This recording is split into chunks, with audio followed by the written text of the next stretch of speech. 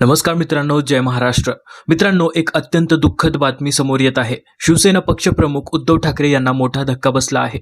शिवसेनेचा एक निष्ठावंत नेता आणि कट्टर शिवसैनिक ज्यांना ढाण्या वाघ म्हणून ओळखलं जायचं त्यांचं निधन झालेलं आहे.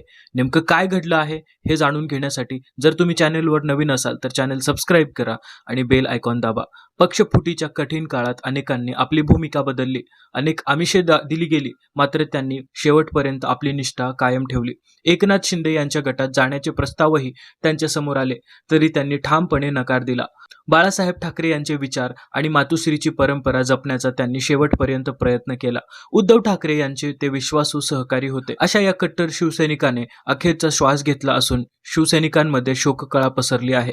त्यांच्या कार्याला आणि निष्ठेला आपण सलाम करतो. कमेंटमध्ये त्यांना भावपूर्ण श्रद्धांजली नक्की अर्पण करा. तुम्हीही नक्की कमेंट करा. आता सविस्तर पाहूया मित्रांनो. मराठी अस्मितेसाठी रस्त्यावर उतरून लढणारे आणि पक्षफुटीच्या कठीण काळातही निष्ठा न बदलणारे कट्टर शिवसैनिक. मुंबईतील उपविभाग प्रमुख संदीप सावंत यांच्या निधनाची दुःखद बातमी समोर आली आहे. त्यांच्या जाण्याने शिवसेना पक्षात शोककळा पसरली असून उद्धव ठाकरे यांना हा मोठा वैयक्तिक आणि राजकीय धक्का मानला जात आहे.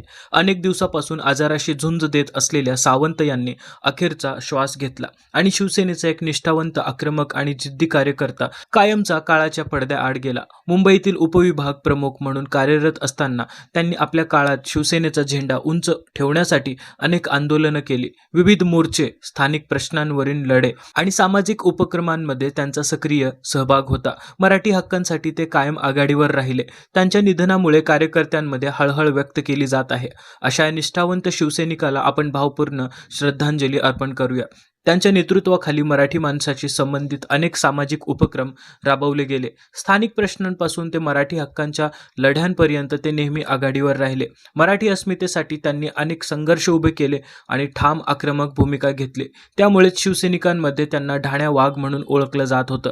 त्यांच्या राजकीय प्रवासातील सर्वात मोठा सन्मान म्हणजे बाळासाहेब ठाकरे यांच्या हस्ते त्यांना उपविभाग प्रमुख पदाची जबाबदारी देण्यात आली होती. हा विश्वास सहज मिळालेला नव्हता.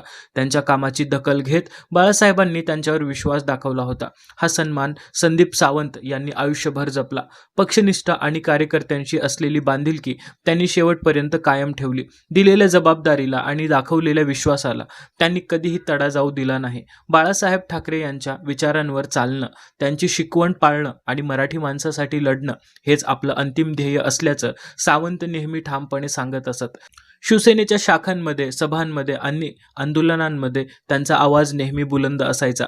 त्यांच्या भाषणात शिवसेनेची विचारधारा, मराठी अस्मिता आणि बाळासाहेबांविषयी असलेलं निखळ प्रेम स्पष्टपणे जाणवायचं.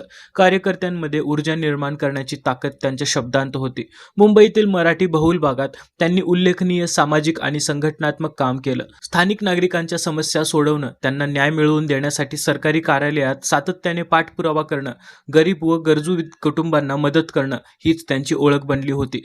याच कामामुळे स्थानिक नागरिकांमध्ये यांच्याबद्दल मोठा आदर आणि विश्वास निर्माण झाला होता.